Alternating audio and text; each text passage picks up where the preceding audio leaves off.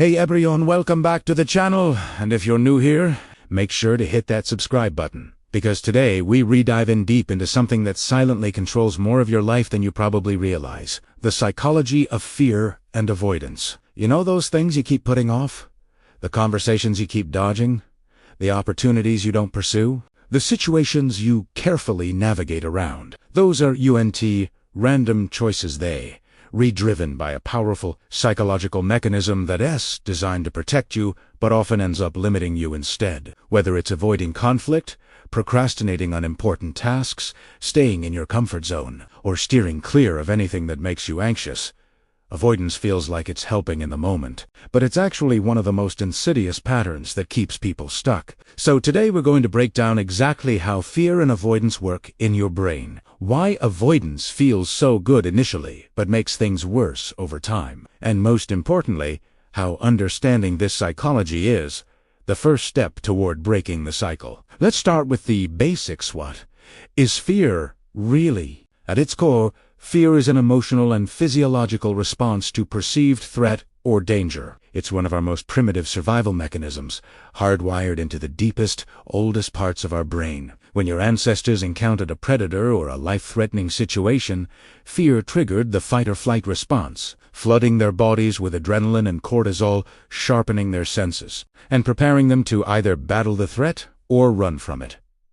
This response was literally life-saving, and we still have the exact same fear circuitry today. The problem is, modern life presents us with very different kinds of threats, not predators, but social rejection, failure, uncertainty, judgment, embarrassment, loss of control, and our ancient fear system responds to these psychological threats with the same intensity it would respond to physical danger. Your brain really distinguish between the fear of a tiger and the fear of public speaking or asking someone out. Both activate your amygdala. Both trigger stress responses, and both make you want to escape. Now, here's where avoidance comes in, and this is crucial to understand.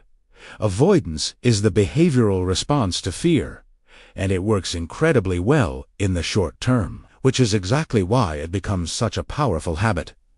When you avoid something that scares you, you get immediate relief. That anxious, uncomfortable feeling that was building up in your body, gone. That worried anticipation in your mind, resolved. Your nervous system interprets this as success. You were feeling threatened. You took action by avoiding the threat, and now you feel better. This creates a powerful reinforcement loop through a process called negative reinforcement, which sounds like it would be bad, but actually means that a behavior is strengthened by the removal of something unpleasant. Every time you avoid something and feel that wave of relief, your brain is learning avoidance works. Avoidance makes the bad feeling go away. Let's do more of that. This is operant conditioning in action, and it's one of the strongest learning mechanisms in psychology. The problem is that avoidance only provides short-term relief while creating long-term problems. And this is the cruel paradox at the heart of avoidance behavior. Let me explain what actually happens when you avoid something. In the immediate moment, yes, you feel better, anxiety drops, relief floods in, mission accomplished. But what you've also done, you've confirmed to your brain that the thing you avoided was actually dangerous and threatening. By avoiding it, you never got the chance to learn that you could handle it, that it might not be as bad as you feared, or that even if it was uncomfortable, you'd survive. So the fear doesn't go away, it actually gets stronger because it remains untested and unchallenged. Additionally, your world starts shrinking. Each thing you avoid becomes a new boundary, a new limit on your life. You avoid one social situation, then another. Then before you know it, you're turning down invitations regularly and feeling isolated. You avoid one difficult conversation, then you're avoiding conflict entirely, and relationships become superficial or filled with resentment. You avoid one challenging task, and suddenly you're procrastinating on everything that feels hard. Avoidance breeds more avoidance because each time you do it, you're lowering your tolerance for discomfort and training yourself that you can't handle difficult things. Let's talk about the neuroscience of this process, because it's fascinating. When you encounter something fear-inducing, your amygdala, the brain's alarm system, activates immediately. triggering the stress response before your conscious mind even has time to evaluate whether the threat is real or proportional. This is why your body can react with fear to something your rational brain knows is harmless, like a spider or speaking in public. The amygdala doesn't care about rationality. It cares about survival, and it operates on a better safe than sorry principle. Once the fear response is triggered, your prefrontal cortex, the rational thinking part of your brain, has a choice.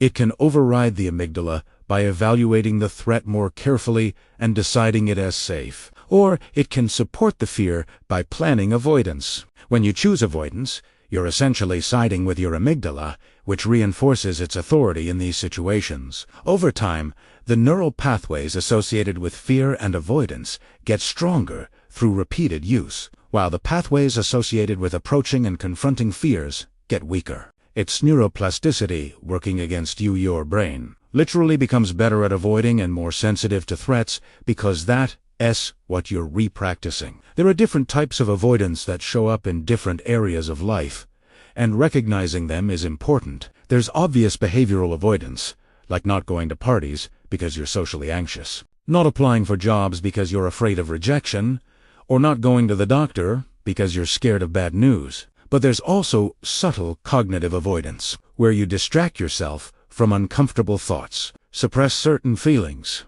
or refuse to think about problems that need addressing. There's emotional avoidance, where you use substances, food, excessive work, or other behaviors to numb feelings you don't want to experience. There's situational avoidance, where you structure your entire life around not encountering triggers, taking certain routes, avoiding certain topics, keeping relationships superficial to avoid vulnerability. And there's what's called experiential avoidance, which is the broader pattern of trying to avoid any internal discomfort, whether thoughts, feelings, memories, or physical sensations, even when that avoidance causes more problems than the discomfort itself. All of these forms of avoidance are attempts to control your internal experience by controlling your external circumstances. But the research is clear. This strategy backfires spectacularly. Here's something really important to understand.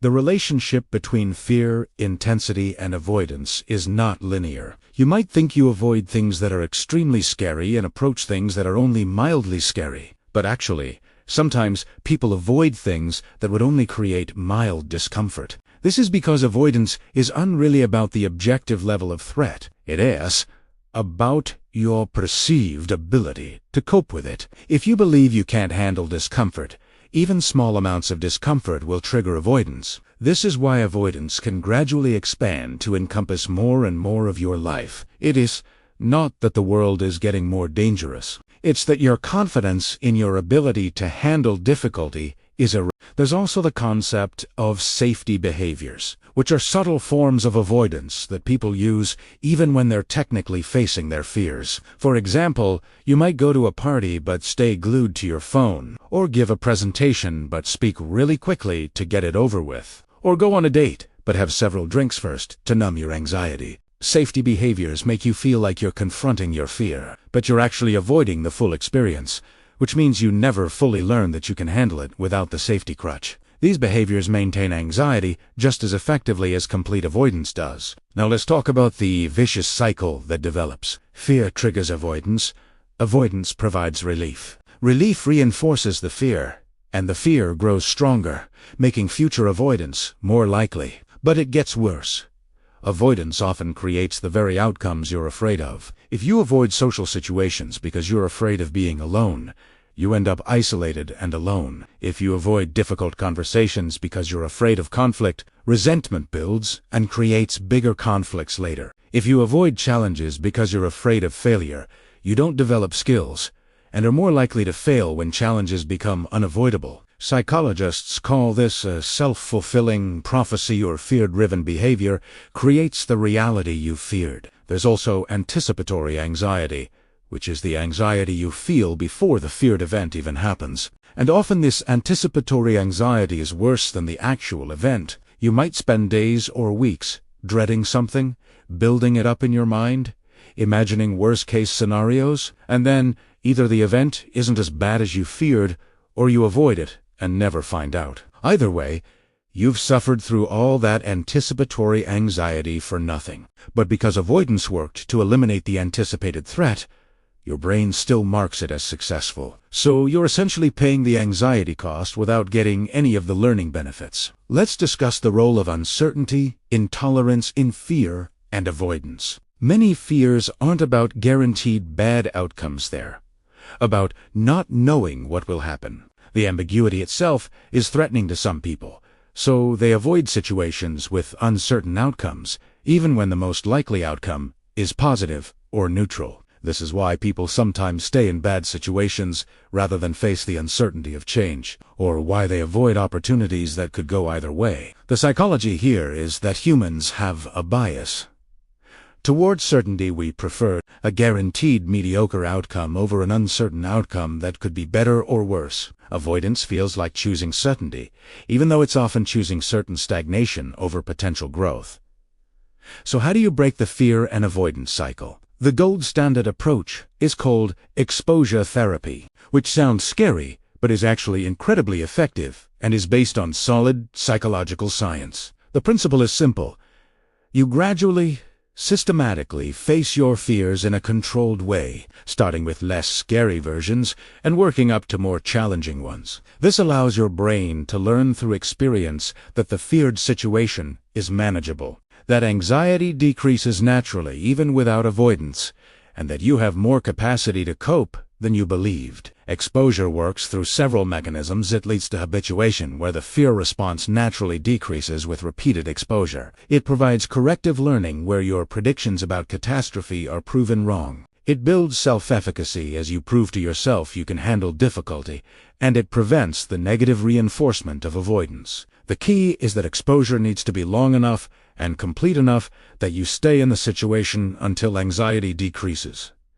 Naturally, if you leave while anxiety is still high, that's just reinforcing avoidance. There's also acceptance and commitment therapy, which takes a different angle. Instead of focusing on reducing fear, ACT teaches you to make room for fear and discomfort while taking action toward what matters to you. The idea is that you can feel afraid and do the thing anyway. Fear doesn't have to control your behavior. This approach acknowledges that some amount of fear and discomfort is inevitable in life, and trying to avoid all discomfort is both impossible and limiting. Building distress tolerance through mindfulness, breathing techniques, and gradually increasing your window of tolerance for discomfort also helps. You learn that anxiety and discomfort are temporary states that peak and then subside naturally. They're not dangerous, even though they're unpleasant, and you can function even while uncomfortable. Sometimes medication can help reduce baseline anxiety enough that exposure becomes more manageable, though medication alone without addressing avoidance patterns usually isn't sufficient for lasting change. Here's the ultimate truth.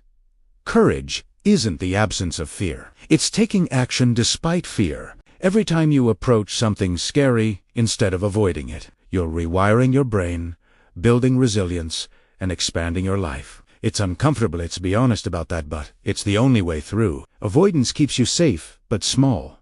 Stuck, but comfortable. Facing fears makes you anxious in the short term, but free in the long term. If this video resonated with you, please give it a thumbs up and share it with someone who's stuck in avoidance patterns. Drop a comment telling me what you avoid most, and whether you're ready to start challenging it. I read every comment, and I am rooting for you. And remember, you don't have to face everything at once. Start small.